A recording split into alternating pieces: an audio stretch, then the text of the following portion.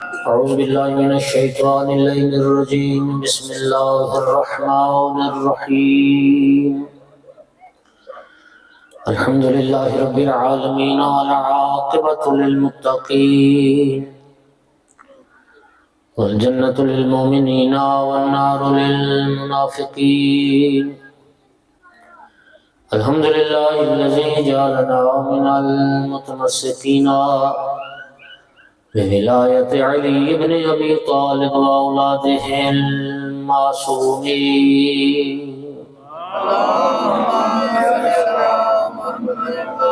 الحمد لله الذي جعلنا من الباقين على سيد الشهداء وأولاده وأصحابه المظلومين.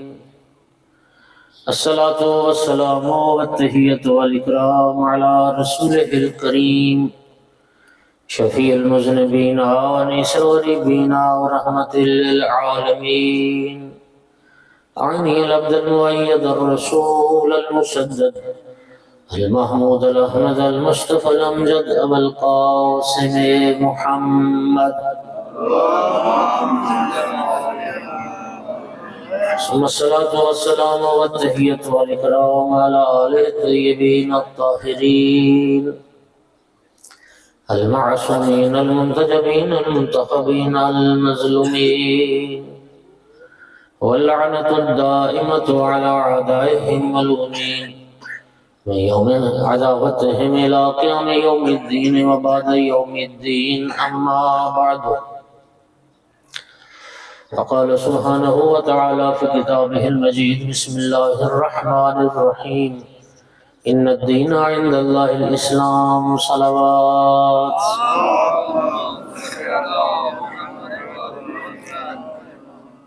مومنین کرام، خالق بشر نے اپنے بندوں کی دنیا اور آخرت کی صلاح و فلاح کے لیے ایک دین بنایا ہے جسے اسلام کہتے ہیں۔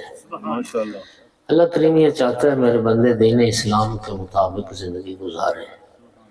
ہم کہتے ہیں نا کہ یہ دین ایک مکمل ضابطہ حیات ہے، یعنی زندگی گزارنے کے لیے ایک ضابطہ، کوئی ایک قدم انسانی زندگی میں ایسا نہیں ہے، کوئی ایک مرحلہ ایسا نہیں ہے جہاں پر اسلام کی تعلیمات موجود نہ ہو۔ تو سامعین گرامی، اسلام عمل کے لیے آیا ہے۔ اگر عمل ہم نہ کریں اسلام کی تعلیمات کے مطابق تو ایک مسلمان میں اور باقی باطل ادیان کے پیروکاروں میں پھر کیا فرق رہ جائے گا؟ اس لیے دین عمل کے لیے ہے، اور آپ جانتے ہیں کہ عمل کا مرحلہ بعد میں ہوتا ہے، علم کا مرحلہ پہلے ہوتا ہے۔ علم ہوگا تو عمل ہوگا، علم نہیں ہوگا تو عمل کہاں سے ہوگا؟ لہذا صرف مسلمان ہونا کافی نہیں، صرف کلمہ پڑھ لینا کافی نہیں، اسلام قبول کرنے کے ساتھ ساتھ دین شناس ہونا بڑا ضروری ہے۔ اسلام کو سمجھنا بہت ضروری ہے، اسلامی تعلیمات سے آشنائی بہت ضروری ہے۔ یہ دو الگ الگ چیزیں، ان میں ہر مومن کو فرق معلوم ہونا چاہیے۔ ایک ہوتا ہے دیندار ہونا، ایک ہوتا ہے دین شناس ہونا۔ دیندار ہونا اور بات ہے، دین شناس ہونا اور بات ہے۔ میں مثال دیتا ہوں، ایک ہندو کو آج کلمہ پڑھا کے مسلمان کر لیتے ہیں۔ جو ہندو آج کلمہ پڑھ کے اسلام میں داخل ہوا، کیا کلمہ پڑھ لینے سے اصول دین، فروع دین، اخلاقیات، ان چیزوں کا عالم بھی ہو گیا؟ نہیں۔ آپ کا جواب بالکل ٹھیک، اس لیے کہ کلمہ صرف کفر اور شرک کی نجاست کو دور کرتا ہے، کلمہ جہالت کو دور نہیں کرتا۔ کلمہ پڑھنے سے جہالت دور ہونا ہوتی تو کوئی کلمہ وہ جاہل نہ ہوتا۔ تو بھائیو، جس طرح کافر کلمہ پڑھ کے دیندار تو ہو جاتا ہے، دین شناس نہیں بنتا، اسی طرح کسی مسلمان کے گھر میں صرف پیدا ہونے سے بھی بندہ دین شناس نہیں بنتا۔ دین سیکھنا، آپ مختلف شعبہ حیات سے وابستہ لوگ بیٹھے ہیں، دنیا کا کوئی علم اور کوئی ہنر سیکھے بغیر آتا ہے؟ تو دین بھی سیکھے بغیر نہیں آتا۔ اس لیے پیغمبر نے آل پیغمبر نے دین سیکھنے پر بڑا زور دیا، دین شناس بنو۔ نبی کریم صلی اللہ علیہ وآلہ وسلم نے کیا خوبصورت حدیث ہے آقا کی۔ آقا نے فرمایا کہ اذا اراد اللہ بعبد خیرا فقہہ فی الدین، اللہ تعالیٰ جب کسی بندے کی خیر چاہتا ہے اسے دین کی سوجھ بوجھ عطا کرتا ہے، فہم، دین کا فہم عطا کرتا ہے۔ اور امام محمد باقر علیہ السلام نے ارشاد فرمایا کہ ان اللہ یؤتی الدنیا من یحب و یبغض ولا یؤتی دینہ الا من یحب۔ آقا فرماتے ہیں اللہ دنیا اپنے دوستوں کو بھی دیتا ہے، دنیا اپنے دشمنوں کو بھی دیتا ہے، لیکن دین اللہ صرف اپنے دوستوں کو عطا کرتا ہے۔ اللہ اپنے دشمنوں کو دین نہیں دیتا۔ اور پھر آقا نے فرمایا کہ تفقہوا فی الحلال والحرام وَإِلَّا أَنْتُمْ أَعْرَابٌ، شریعت کا حلال اور حرام سے غیر مہذب رہ جاؤ گے۔ اہل بیت کا جو پیروکار ہے وہ مہذب ہوتا ہے، وہ غیر مہذب نہیں ہوتا۔ دین شناس بنو، دین شناس۔ امام صادق علیہ السلام نے ارشاد فرمایا الکمال کل الکمال التفقہ فی الدین، سب سے بڑا کمال امام صادق علیہ السلام کی نگاہ میں التفقہ فی الدین، دین شناس بننا ہے، دین سیکھنا ہے۔ ایک صلوات پڑھو ذرا سارے حضرات۔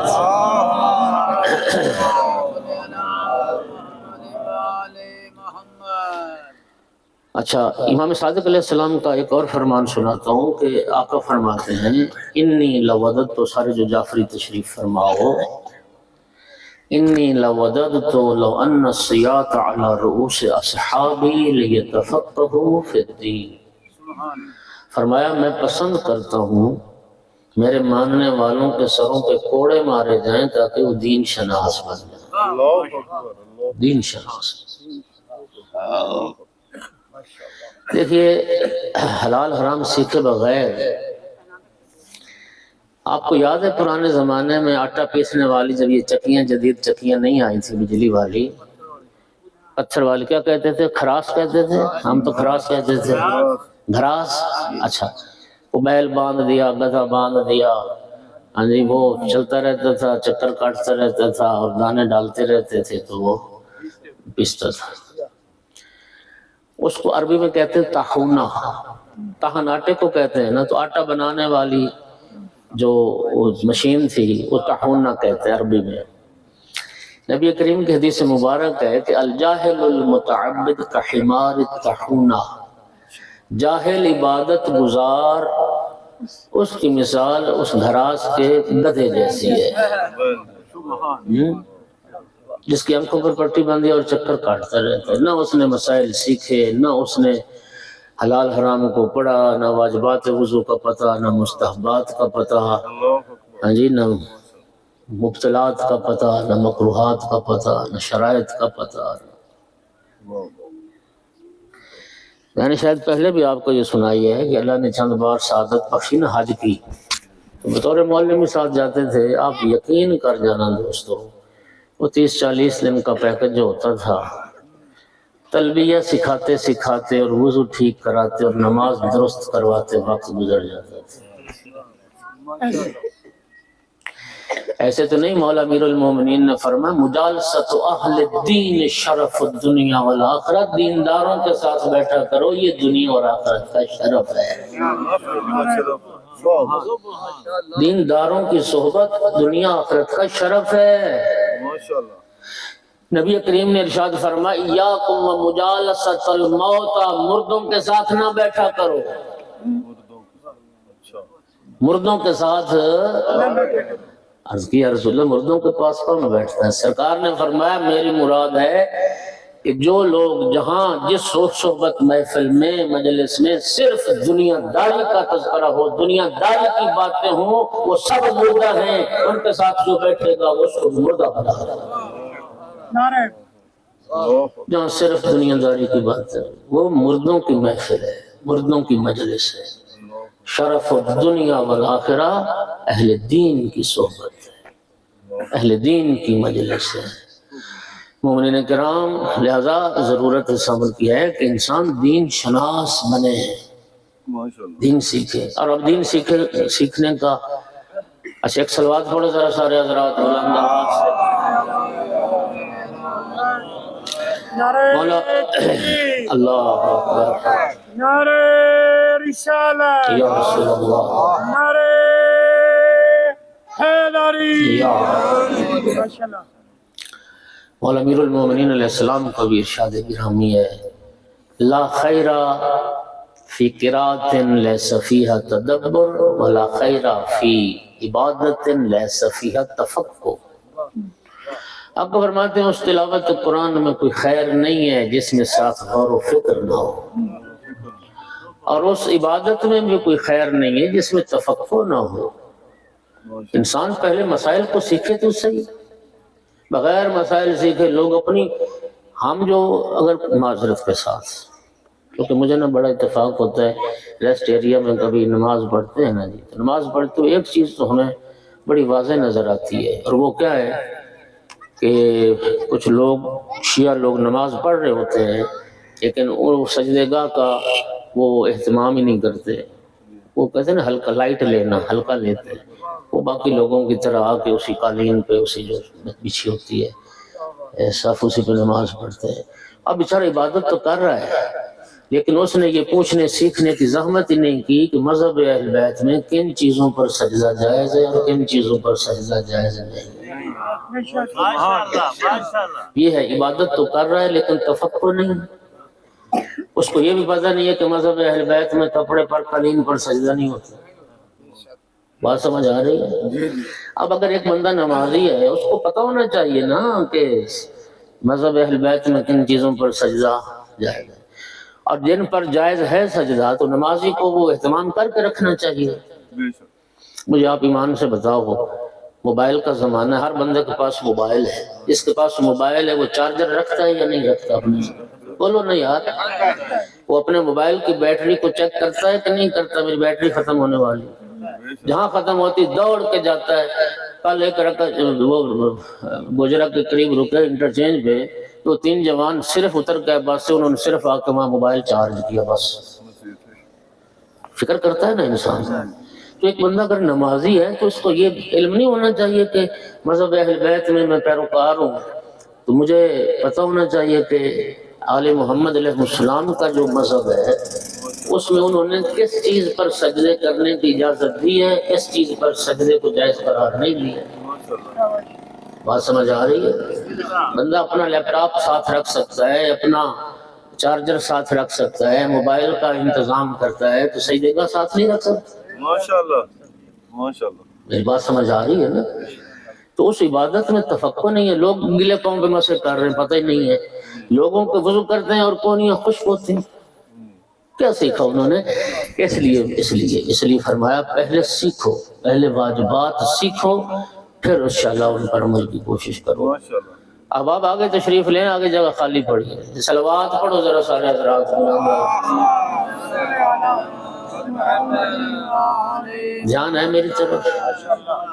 تو دین سیکھنا، اچھا جتنے آپ رسالہ عملیہ ہیں، جتنے توضیح المسائل فقہا کو، میں جرات سے کہہ رہا ہوں ہر فقیہ نے یہ لکھا ہے کہ وہ مسائل شریعت جو مبتلا بے ہیں، جن کی ہر مکلف مرد عورت کو ضرورت پڑتی ہے، جو ہر روز کے مسائل جسے کہتے ہیں نا روزمرہ مسائل، ان کا سیکھنا ہر مکلف پر واجب ہے۔ وضو سیکھنا، غسل سیکھنا، نماز سیکھنا، روزے کے مسائل سیکھنا، کتنے سفر پر قصر ہوتی ہے، کتنے سفر پر قصر نہیں ہوتی ہے، کون سی نمازیں مرد کے لیے بالجہر پڑھنا واجب ہے، کون سی نمازیں ہیں جو خاموشی سے پڑھنا واجب ہے، یہ سارے مسائل آنے چاہیے انسان، روزمرہ کے مسائل۔ باقی جو مسائل کبھی کبھی ضرورت پیش آتی ہے وہ بندہ عالم سے پوچھ سکتا ہے، وہ تو مسائل سے بھی دیکھ سکتا ہے، لیکن جو مبتلا بے مسائل ہیں ان کا سیکھنا ہر مکلف پر واجب ہے۔ ایک صلوات پڑھو ذرا سامنے۔ گھبرا تو نہیں رہے حضرات؟ دینداروں کی صحبت۔ جناب زرار تھے نا مولا امیر المومنین علیہ السلام کے ایک بڑے صحابی، پارسا، پرہیزگار۔ مولا کی شہادت کے بعد شام جانا ہوا ان کا۔ حاکم شام کو جب پتہ چلا نا کہ زرار آیا ہے تو حاکم شام نے بلایا اپنے پاس اور کہا یا زرار صف لی علیہ، زرار آج میرا دل چاہتا ہے میں تیری زبان سے تیرے مولا کے فضائل سنوں۔ جناب زرار نے کہا حاکم شام مجھے معاف رکھ۔ حاکم شام سمجھ گیا کہ یہ گھبرا رہا ہے، کہتا ہے میں تجھے تیری جان کی امان دیتا ہوں، مجھے کچھ نہیں کہا گیا گا، آج کھل کے میں سننا چاہتا ہوں تیری زبان سے تیرے مولا کے اوصاف۔ تو جناب زرار نے پورا ایک قصیدہ پڑھ دیا، اس میں ایک صفت جو آقا امیر المومنین کی جناب زرار نے بیان کی وہ کیا تھی؟ کانا یعظم اہل الدین، حاکم شام میرا مولا دینداروں کی تعظیم کرتا تھا، اہل دین کی تعظیم کرتا تھا۔ معاف کیجئے میں آپ سب دنیا دار کا احترام کرتے ہیں، یہاں کوئی آ جائے نا جاگیردار، نمبردار، سرمایہ دار، پیسے والا، کوئی وزیر، ایم این اے، ایم پی اے، مشیر، سب جناب سیٹ چھوڑیں گے اور استقبال ہوگا ان کا۔ خدا کی قسم نہ دنیا کی کوئی حیثیت تھی مولا علی کی نگاہ میں، نہ دنیا دار کی کوئی حیثیت، دیندار کی حیثیت، دیندار کی تعظیم کرتے تھے مولا علی علیہ السلام، اہل دین کی تعظیم کرتے تھے۔ تو مومنین کرام پہلے دین سیکھنا چاہیے۔ اجازت دیں تو نہج البلاغہ سے آقا کا ایک نورانی ارشاد آپ کی خدمت میں پیش کرتا ہوں، ایک صلوات آپ آقا کی ذات پر۔ جناب جابر کو خطاب کر کے فرمایا جابر قوام الدین و دنیا باربعہ، اے جابر چار بندوں کی وجہ سے دین اور دنیا قائم ہے۔ کتنے بندوں کی وجہ سے؟ چار بندوں کی وجہ سے، دو بندوں کی وجہ سے دین قائم ہے، دو بندوں کی وجہ سے دنیا قائم ہے۔ یہ کون فرما رہے ہیں؟ مولا علی علیہ السلام۔ نہج البلاغہ کا جو تیسرا حصہ ہے وہاں سے یہ ارشاد مولا کا پڑھ رہا ہوں۔ جن دو بندوں کی وجہ سے دین قائم ہے، پہلا بندہ مولا امیر المومنین فرما رہے ہیں بعالم مستعمل علمہ، اس عالم کی وجہ سے دین قائم ہے جو اپنے علم پر عمل کرتا ہے،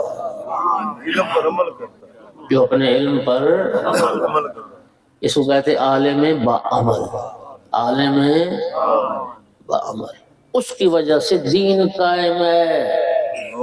سب ائمہ نے، امام صادق علیہ السلام نے کیا فرمایا تھا اپنے شیعوں سے؟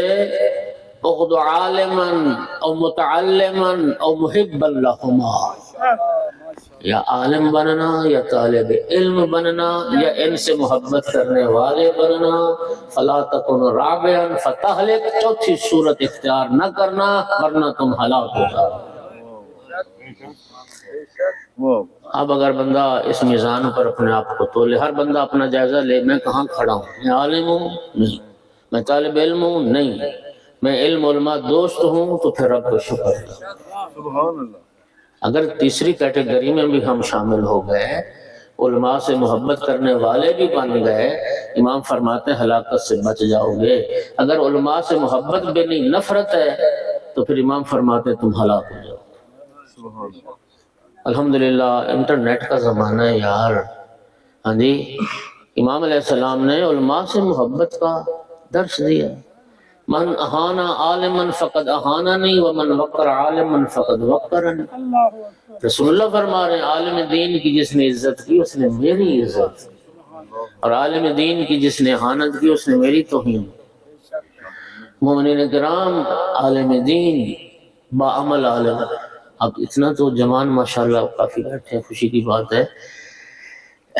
دیکھیے یہ جس دور میں ہم ہیں، یہ اس تاریخ بشری کا اہم ترین تاریخی حصہ بنے گا۔ یہ دور حصہ بن گیا ہے۔ پہلے انسانی ادوار جتنے ہیں نا جی، ان کو کئی قسموں میں تقسیم کیا گیا ہے۔ نبی پاک جب تشریف لائے تو اس دور کو تقسیم کیا جاتا تھا کہ قبل از پیغمبر جاہلیت کا زمانہ اور بعد از پیغمبر اسلام کا زمانہ، تقسیمات ہے نا، زمانے کی تقسیمات ہیں. ہم جس زمانے کے حصے میں ہیں یہ بڑا اہم ترین حصہ ہے، یعنی انٹرنیٹ سے پہلے کا زمانہ اور انٹرنیٹ کے بعد کا زمانہ. انٹرنیٹ نے کائنات آپ کی مٹھی میں پکڑا دی ہے، کائنات آپ کی مٹھی میں سمٹ کے آئی ہے.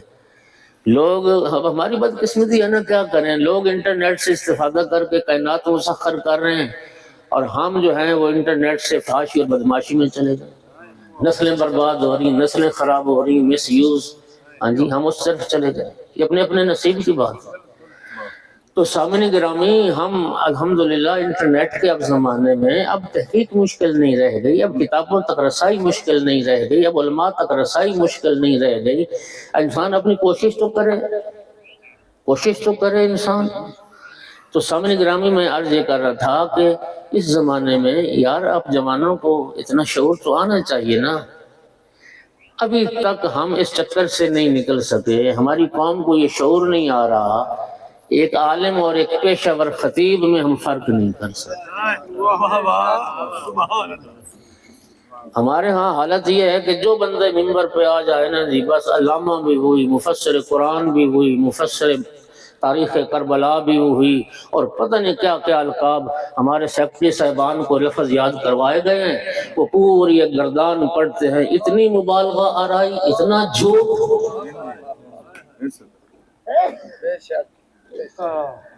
بے شک.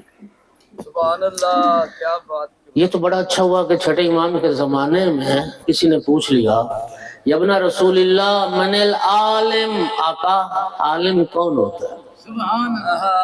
یہ امام سے پوچھا گیا کہ عالم کی نشانی بتا دیں.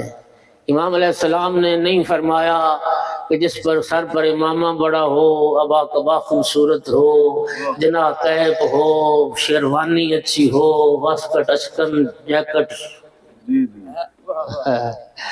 نہیں، کیا فرمایا من صدق فعلہ قولہ، جس کا عمل جس کے قول کی تصدیق کر دے وہ، جس کا کردار جس کے گفتار کی تصدیق کر دے وہ. اور کیا خوبصورت جملہ امام صادق علیہ السلام نے فرمایا، جس عالم کا علم اس کی اپنی ذات کو فائدہ نہیں پہنچا سکتا، اس کا علم تمہیں بھی فائدہ نہیں پہنچا سکتا. ایکو اس کا ختم کر دو، ایکو نہیں چاہیے. ظاہر سی بات ہے نا جی، جس بندے کا علم اس کی اپنی ذات کو فائدہ نہیں دے گا، اس کا علم تمہیں کیسے فائدہ پہنچا سکتا. با عمل عالم کی وجہ سے دین قائم ہے، دین. اور امیر المومنین فرما. اب مجھے بتاؤ، امام تو فرماتے ہیں با عمل عالم کی وجہ سے دین قائم ہے، اور لوگ علماء کو گالیاں دے رہے ہیں جنہوں نے حرمت سادات کا جھنڈا اٹھایا ہوا ہے. عالم دین سید بھی ہو تو پھر نہ وہ احترام سادات پیش نظر رہتا ہے، نہ کوئی علم کا احترام پیش نظر رہتا ہے. سید عالم کو گالیاں دینا ثواب سمجھتے ہیں. ہاں، ہائے ہائے، جو مچ پہ بیٹھا ہو اس کو سلام دے. صلوات تو پڑھ دو سارے حضرات بلند. اگر سید کو سلام ہے تو جو ممبر پہ اس کو بھی سلام ہے، جو گھر بیٹھے اس کو بھی سلام. توجہ ہو رہی ہے حضرات؟ لیکن وہ حدیث میں نے پڑھی ہے آپ کے پاس، آپ کو سنائی ہوئی ہے، وہ وائرل بھی ہوئی تھی بڑی حدیث. امام رضا علیہ السلام سے کسی نے پوچھا تھا، یہ سنیے گا ذرا، اگر نہیں سنی پہلے میں سنا چکا ہوں، یہ وائرل بھی ہوئی تھی میری یہ حدیث، امام رضا علیہ السلام کی حدیث ہے. امام سے کسی نے پوچھا کہ فرزند رسول، آپ کے جد کی ایک حدیث سنی ہے کہ رسول اللہ نے فرمایا الذریۃ النظر الی ذریۃ النبی عبادہ. رسول اللہ کی اولاد کا چہرہ دیکھنا بھی عبادت ہے، سادات کا چہرہ دیکھنا بھی عبادت ہے. سائل نے مولا رضا علیہ السلام سے سوال یہ کیا کہ آقا یہ فرمائیں کہ ذریت پیغمبر میں سے جو ائمہ معصومین ہیں صرف وہ اولاد رسول مراد ہیں، یا ائمہ اور غیر ائمہ ساری اولاد رسول ان کا چہرہ دیکھنا سب کا ثواب ہے؟ امام علیہ السلام نے فرمایا اس سے مراد صرف ائمہ معصومین نہیں ہے، ساری ذریت پیغمبر، ساری اولاد رسول چہرہ دیکھنا ثواب ہے۔ امام رضا نے 2 شرطیں لگائیں، ما لم یتلوثوا بالمعاصی، پہلی شرط یہ ہے کہ سید گناہوں میں آلودہ نہ ہو، دوسری شرط یہ ما لم یفارق منہا، جو اپنے باپ دادا کا راستہ نہ چھوڑے۔ جو گناہوں کا ارتکاب کر رہا ہے پھر اس کا چہرہ دیکھنا عبادت نہیں، اور جو مولا علی کا راستہ چھوڑ دے اس کا چہرہ دیکھنا بھی عبادت نہیں۔ توجہ کر رہے ہو؟ تو سامعین گرامی قدر، بعمل عالم کی وجہ سے دین قائم۔ حضرت ابو ذر غفاری رضی اللہ تعالیٰ، کیا شخصیت تھی ابو ذر۔ جتنے صحابہ کے حالات پر کتابیں ہیں سب نے یہ لکھا، تردید صرف اس میں ہے کہ تیسرے فرد تھے یا چوتھے فرد تھے جنہوں نے دست رسالت پر آ کر اسلام قبول کیا ہے۔ السابقین، اسلام کی طرف جو سبقت کرنے والے لوگ ہیں ان میں حضرت ابو ذر شامل ہیں، ٹھیک ہے۔ اور جب سرکار کے ہاتھ پر آ کر بیعت کی نا تو نبی کریم نے اس شرط پر بیعت لی، ابو ذر وعدہ کرو ساری زندگی کلمہ حق کہو۔ کیا بات ہے، خدا کی قسم، وہ جو پہلے دن وعدہ کیا نا رسول اللہ سے، ساری زندگی اس وعدے کو نبھایا۔ وہ کہتے ہیں نا ڈنکے کی چوٹ پر کلمہ حق کہتے تھے، نہ کسی حاکم کو نظر میں لاتے، نہ کسی گورنر کی پرواہ کرتے، ہاں کسی کو خاطر میں نہیں لاتے تھے، کلمہ حق کہتے تھے۔ یہ وہ شخصیت تھی۔ پھر رسول اللہ نے فرمایا، آپ نے صرف حضرت سلمان کے لیے سنا نا، میں بڑی ذمہ داری سے کہہ رہا ہوں، نبی کریم نے جناب ابو ذر کے لیے بھی فرمایا، ابو ذر منا اہل البیت، ابو ذر بھی میرے اہل بیت ہیں۔ کیا مقام پایا کہ اللہ کے رسول نے فرمایا، ما ازلت الخضراء ولا قلت الغبراء ولا ذی لحجۃ اصدق من ابی ذر، آسمان نے سایہ نہیں کیا، زمین نے بوجھ نہیں اٹھایا کسی ایسے شخص کا جو ابو ذر سے بڑھ کر سچا ہو۔ توجہ ہو رہی ہے حضرات؟ سامعین گرامی، تنقید کرتے تھے، اعتراض کرتے تھے خلاف قرآن اور خلاف سنت پیغمبر، جو عمل بھی دیکھتے تھا۔ رسول اللہ نے فرمایا تھا نا، کلمہ حق کہنا جابر کے سامنے، جابر سلطان کے سامنے یہ جہاد اکبر ہے۔ ٹوکتے تھے، تنقید کرتے تھے، جلا وطن کر دیا گیا، نکال دیا گیا حضرت ابو ذر کو مدینہ سے، شامات بھیج دیا گیا۔ اللہ والے جہاں جاتے ہیں نا وہیں پہ اپنی دنیا بسا لیتے ہیں۔ آج بھی، آج جنازہ ہے ان شہیدوں کا لبنان میں، خدا ان کو شہیدان کربلا کے ساتھ مشہور کرے۔ خدا کی قسم، کیا لبنان کے شیعہ جنہوں نے ایک مثبت چہرہ تشیع کا دنیا کو دکھایا ہے، یہ ہوتے ہیں علی کے شیعہ۔ ہاں جی، ناچنے والوں کا علی ہونا سے کیا تعلق ہے؟ ہاں یہ ہے حزب اللہ، خدا ان کی حفاظت فرمائے۔ خدا کی قسم، ہلا کے رکھ دیا دنیا کو۔ آج ان شہیدوں کی تشییع جنازہ ہو رہی ہے، 70 ممالک کے لوگ آ رہے ہیں اس جنازے میں، 79 آپ فرما رہے ہیں 80 ملکوں کے لوگ آ رہے ہیں ان شہداء کو خراج عقیدت پیش کرنے۔ آج جنازے 3 بجے، آج ہاں جی، آج آگے ویڈیوز آ رہی ہیں، بڑی بڑی دنیا آ رہی ہے، بڑی بڑی شخصیات آ رہی ہیں۔ اچھا، ظالموں نے ایئرپورٹ بند کر دیے ہیں، ترکی نے ایئرپورٹ بند کر دیا، پھر بھی قافلے پہنچ گئے وہاں پر۔ ہاں جی، تو بہرحال یہ ایک چہرہ۔ آج بھی لبنانیوں سے پوچھو نا کہ تمہارے، اچھا لبنان تو میں نے کئی بار آپ کو سنایا یار، لبنان کے غیر مسلم بھی مولا علی سے عشق کرتے ہیں۔ لبنان کے شیعوں سے پوچھو، آج بھی لبنان میں بیروت میں حضرت ابو ذر کے نام کی مسجد ہے، ان سے پوچھو کہ تمہیں یہ عشق علی علیہ السلام سے کس نے آگاہ کیا، علی کی محمد علیہ السلام کی محبت، یہ بیج تمہارے دلوں میں کس نے بویا؟ کہتے ابو ذر نے۔ ابو ذر مبلغ ولایت علی، شام بھیج دیا، نکال دیا شام مدینے سے۔ اعتراض کرتا، تنقید کرتا تو ہاتھ میں عصا ہوتا تھا، شام کے چوک میں کھڑے جاتے تھے، فرماتے تھے ایھا الناس انا جندب ابن جنادہ، ماشاءاللہ میں جنادہ کا بیٹا جندب ہوں، دنیا مجھے ابو ذر صاحب رسول اللہ کے نام سے جانتی ہے، مجھے ابو ذر صحابی رسول کے نام سے دنیا جانتی ہے۔ ایھا الناس انی سمعت رسول اللہ، لوگوں میں نے ان کانوں سے رسول اللہ کی زبان مبارک سے سنا، علی خیر البشر فمن ابا فقد کفر، علی کائنات کا سب سے افضل انسان ہے، جو علی کی افضلیت میں شک کرے وہ کافر ہے۔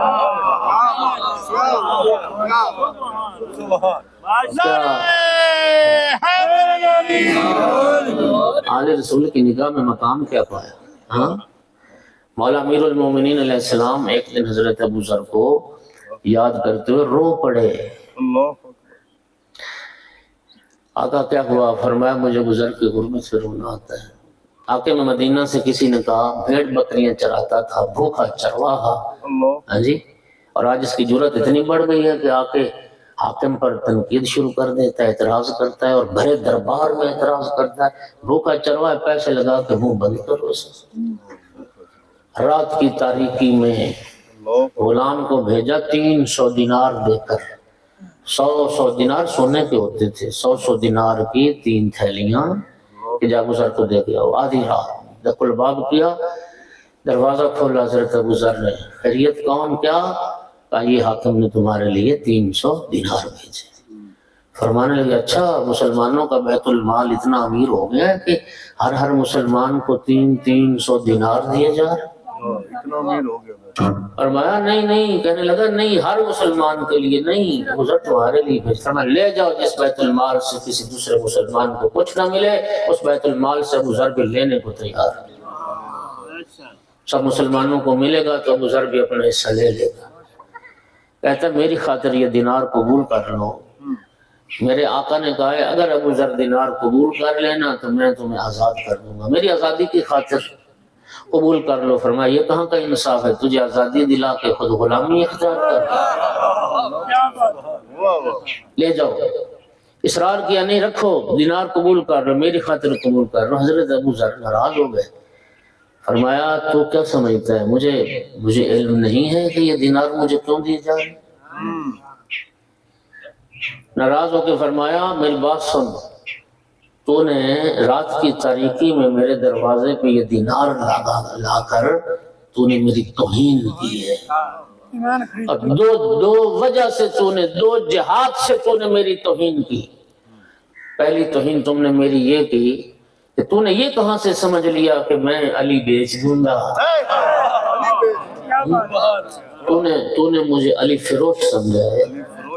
اور دوسری توہین تم نے یہ کی کہ تم نے میرے آقا و مولا کی قیمت 300 دینار لگائی۔ خدا کی قسم کائنات اکٹھی کر کے ابو ذر کے قدموں میں ڈال دو، میں راہ علی سے 1 انچ پیچھے ہٹنے کو تیار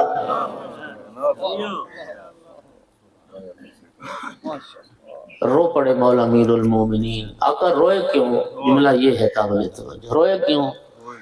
فرمایا جس رات ابو ذر نے 300 دینار ٹھکرا دیا تھا، تیسرا دن تھا ابو ذر کے گھر فاقہ تھا، ابو ذر کے بیوی بچے بھوکے تھے۔ بھی ابو ذر صاحب رسول اللہ سے سوال کیا، یا رسول اللہ ایک طرف مجلس ہو، عالم کی صحبت، عالم کی محفل، ایک طرف شہید کا جنازہ ہو، یا رسول اللہ آپ کے نزدیک محبوب عمل کون سا ہے، شہید کا جنازہ پڑھا جائے یا عالم کی صحبت میں بیٹھا جائے؟ حدیث کا ذمہ دار ہوں، لفظوں کا ذمہ دار ہوں۔ اللہ کے رسول نے فرمایا جلوس ساعت عند مجلس العالم احب الی من حضور الف جنازت شہید من شہداء بدر۔ فرمایا ابو ذر تو ایک شہید کی بات کرتا ہے، 1000 بدری شہید کا جنازہ پڑھنے سے زیادہ محبوب ہے عالم کی صحبت میں لاتا ہے۔ اور امام صادق علیہ السلام کا وہ جملہ کافی شریف کی حدیث ہے، آقا نے فرمایا ثلاثۃ یشکون الی اللہ عز وجل، اور شیعو سنو یہ ہے دین آل محمد کا، یہ ہے دین آل محمد کا۔ 3 چیزیں آقا فرماتے ہیں قیامت کا دن اللہ کی بارگاہ میں شکایت کریں۔ پہلی چیز مسجد خراب لا یصلی فیہ اہلہ، وہ برباد مسجد جس میں کوئی نماز نہیں پڑھتا۔ مجھے خوشی ہے، دیکھ کے دل خوش ہوا۔ مجھے بتا رہے تھے کہ آپ نے پچھلے سال مجلس میں دعا کی تھی مسجد کے لیے، تو یہ دیکھو مسجد بن، ہاں جی، پانی کا، وضو کا، واش روم کا سارا الحمدللہ انتظام ہے۔ مالک جنہوں نے بنائی، جنہوں نے ایک پیسہ بھی، ایک گھنٹہ بھی اس مسجد کے لیے صرف کیا، خدا ان کی سعی کو قبول فرما کے اجر عظیم عطا کرے۔ یہ صدقہ جاری ہے، یہ صدقہ جاری ہے۔ من بنا للہ مسجدا بنا اللہ لہ بیتا فی الجنہ، آقا کی حدیث ہے، جو خدا کے لیے مسجد بنائے گا اللہ اس کے لیے جنت میں گھر بنائے گا۔ یہ تو بنا چکے نا انشاءاللہ جنت میں گھر۔ پہلے دعا کریں کہ اللہ توفیق دے، اور آئندہ سال اللہ ہمیں بارگاہ حسینی تعمیر کرنے کی بھی توفیق۔ خدایا شہیدان کربلا کا واسطہ، محمد و آل محمد کا واسطہ، ان جوانوں کو، ان اہل ایمان کو توفیق عطا کر، اسباب مہیا فرما کہ یہ عزا خانہ شبیر بھی تعمیر کر سکے۔ تو مسجد بن گئی، انشاءاللہ اس کو آباد بھی رکھیں گے، ورنہ یہ شکایت کرے گی۔ دوسرا عالم بین جہال، وہ عالم دین جو جاہلوں کے درمیان موجود تھا، جس سے حلال حرام کوئی نہیں پوچھتا تھا، وہ عالم بھی قیامت کے دن۔ اور تیسری چیز والقرآن والمصحف لا یقرأ فیہ، قد وقع علیہ الغبار لا یقرأ فیہ، گھر میں وہ نسخہ قرآن جس پر گھٹا مٹی جمع ہو گیا، کوئی اٹھا کے کھولتا ہی نہیں تھا، ہاں جی، وہ قرآن کا صحیفہ بھی شکایت کرے گا۔ دوستو ماہ مبارک رمضان آ رہا ہے، رسول اللہ فرماتے ہیں لکل شہر ربیع و ربیع القرآن شہر رمضان، ہر شے کا کوئی نہ کوئی، ہر شے کی کوئی نہ کوئی بہار ہوتی ہے۔ یہ ویسے موسم بہار ہے نا جی، بہار کا موسم ہے، تو رمضان جو آ رہا ہے اللہ کا رسول فرماتے ہیں یہ قرآن کی بہار ہے، قرآن مجید کی بہار رمضان المبارک ہے۔ اسی مہینے میں اللہ نے قرآن کو نازل کیا ہے، اور اللہ کے رسول نے ارشاد فرمایا رمضان میں جو ایک آیت قرآن کی پڑھے 11 مہینوں میں پورا قرآن پڑھنے کے برابر ثواب۔ باقی 11 مہینوں میں پورا قرآن پڑھو، رمضان المبارک میں صرف ایک آیت قرآن پڑھو، ختم قرآن کا ثواب۔ میں نے حاجی صاحب سے بھی التماس کی، آپ سے بھی کرتا ہوں، جہاں جہاں کے مومنین بیٹھے ہیں التماس کرتا ہوں۔ قرآن کے حوالے سے میں 4-5 سوال کرنے لگا ہوں۔ پہلا سوال یہ ہے، ہم میں سے کتنے لوگ ہیں جنہیں صحیح قرآن پڑھنا آتا ہے؟ قرأت کے ساتھ، تجوید کے ساتھ، مخارج کے ساتھ کتنے لوگ ہیں جنہیں صحیح قرآن پڑھنا آتا ہے؟ دوسرا، کتنے لوگ ہیں جو باقاعدہ قرآن پڑھتے ہیں؟ پھر تیسرا سوال، کتنے لوگ ہیں جنہوں نے ترجمے کے ساتھ کبھی قرآن پڑھا؟ کتنے لوگ ہیں جو روزانہ تلاوت قرآن کرتے ہیں؟ اور پھر کتنے لوگ ہیں جنہوں نے کم از کم زندگی میں کوئی چھوٹی بڑی یا حاشیہ قرآن کو ایک تفسیر ترجمہ قرآن کا پڑھا؟ ہمت کریں، کمر ہمت باندھیں۔ انسان جب اللہ تعالیٰ کی ذات پر توکل کرتے ہوئے کوئی فیصلہ کرتا ہے نا، تو اللہ تعالیٰ آسانیاں پیدا کرتا ہے۔ ایک اچھے قاری معذرت کے ساتھ یہ بات آج کل لائیو چلتی ہے تو پھر دور تک جاتی ہے، عام پیش نماز جو ہوتے ہیں نا وہ قاری نہیں ہوتے، انہیں تجوید چونکہ پڑھی نہیں ہوتی۔ ہمیں ایک پیش نماز صرف نہیں چاہیے، ایک اچھا قاری کا بندوبست کرو، بے شک اس کی خدمت کرو۔ ایک قاری ایک رمضان یہاں اپنے پاس اس کو بلاؤ، آپ کے بچوں پر کام کرے، اپنی نمازیں بھی ٹھیک کرو، اپنی قرات بھی ٹھیک کرو، ایک مہینے کے اثرات زندگی بھر رہے ہیں، یہ وعدہ رہا۔ خدا آپ کا حامی و ناصر ہو۔ تو ایک عالم بعمل کی وجہ سے دین قائم ہے، اور دوسرا بندہ جس کی وجہ سے دین قائم ہے، بِجَاهِلٍ لَا يَسْتَنْكِفْ أَنْ يَتَعَلَّمَ، مولا علی فرماتے ہیں اس جاہل کی وجہ سے بھی دین قائم ہے جو دین سیکھنے میں شرم نہ کرے۔ جاہل عالم سے پوچھے، عالم علم پر عمل کرے گا دین قائم، جاہل پوچھ کے عمل کرے گا تو دین قائم۔ بس زیادہ ٹائم نہیں، انشاءاللہ مجلس کے فوراً بعد اذان ہوگی، یہیں پہ نماز پڑھیں گے، اس کے بعد پھر لنگر اور باقی سلسلہ جاری رہے گا۔ میں آج کی مصائب میں وہ مصائب پڑھنا چاہتا ہوں جو امام صاحب العصر علیہ السلام اپنے ظہور کے بعد اپنے جد حسین کا مصائب پڑھے۔ روایت بہار میں موجود ہے اور میں مجلس فرماتے ہیں جب آقا کا ظہور ہوگا نا خانہ کعبہ سے، امام زمان پشت کعبہ کے ساتھ، دیوار کعبہ کے ساتھ پشت لگا کر وہاں پر آقا کھڑے ہوں گے، اور آقا ایک خطبہ پڑھیں گے. وہ خطبہ چھوڑ رہا ہوں، ٹائم نہیں ہے. مصائب جو پڑھیں گے نا، اپنے جد کی مجلس پڑھیں گے امام حسین علیہ السلام. 3 مصیبتیں پڑھیں گے. پہلی فرمائیں گے الا یا اہل العالم ان جد الحسین قتلوہ عطشانا، وہ دنیا والوں میرے جد حسین کو پیاسا ذبح کیا، میرے جد حسین کو پیاسا ذبح کیا.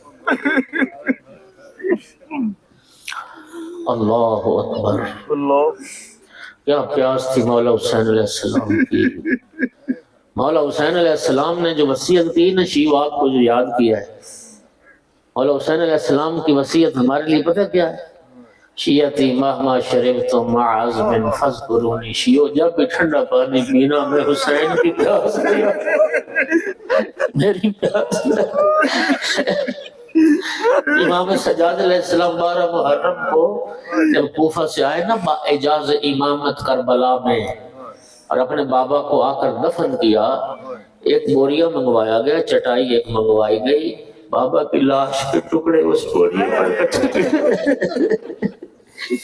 بنی اثر کے لوگوں کے ساتھ بابا کو دفن کرنے کے بعد جب تعویذ قبر بند کیا، اپنی انگشت مبارک کے ساتھ قبر پر لکھا ھذا قبر حسین بن علی الذی قتلوا عطشانا غریبا، یہ قبر اس غریب حسین کی جس پر مسلمانوں نے پیاسا مار ڈالا. اور کیا پیاس تھی مولا حسین علیہ السلام کی. جب شہادت ہو گئی نا آقا کی، زلجنا نے اپنی پیشانی مولا کے خون سے رنگین کی، اور روتا ہوا زلجنا خیمگاہ کی طرف آیا. جناب سکینہ نے جب آواز سنی نا، دوڑ کے باہر آئی کہ شاید میرے بابا آ گئے. لیکن باہر نکلے تو کیا دیکھا کہ زین ڈھلی ہوئی تھی، باقی کٹی ہوئی تھی، پیشانی خون آلود تھی. یہ بھی سمجھ گئی میرا بابا مارا گیا. گھوڑے کے گلے میں ماہ ڈال کے ایک سوال کیا، یا جواد آبی یا سوٹی آبی اب کو دل اچھانا، میرے بابا کا گھوڑا اتنا بتا مجھ کو، میرے بابا کو ذبح کرنے سے پہلے کسی نے پانی پلایا تھا یا میرے بابا کو پیاسا ذبح کیا گیا. پہلی مصیبت یہ بیان کریں گے لوگوں، میرے جد حسین کو پیاسا ذبح کیا گیا. دوسرا جملہ سنو گے الا یا اہل العالم ان جد الحسین صلبوا عریانا، دنیا والوں میرے جد حسین کی لاش کو ملوٹ لیا گیا، اور میرے جد مظلوم کی لاش کو برہنہ خاک کربلا پر چھوڑ دیا گیا. اور تیسرا جملہ الا یا اہل العالم ان جد الحسین سحقوہ عدوانا، اور دنیا والوں میرے جد حسین کی لاش پر گھوڑے دوڑائے گئے، اور میرے جد کی لاش کو پامال کر دیا گیا. اور یہی وجہ تھی 11 محرم جب بہن آئی بھائی کی لاش پر سوال کر کے پوچھتی تھی انت آخر حسین، میرا بھائی حسین تو ہے خدا کی قسم یوں پامال کیا مظلوم کربلا کی لاش؟ معلوم ہی نہیں ہوتا تھا سینے کی ہڈیاں کی طرح اور پشت کی ہڈیاں. اللہ لعنت اللہ علی القوم الظالمین. جو حضرات وضو نہیں کر کے بیٹھے وہ جلدی وضو کر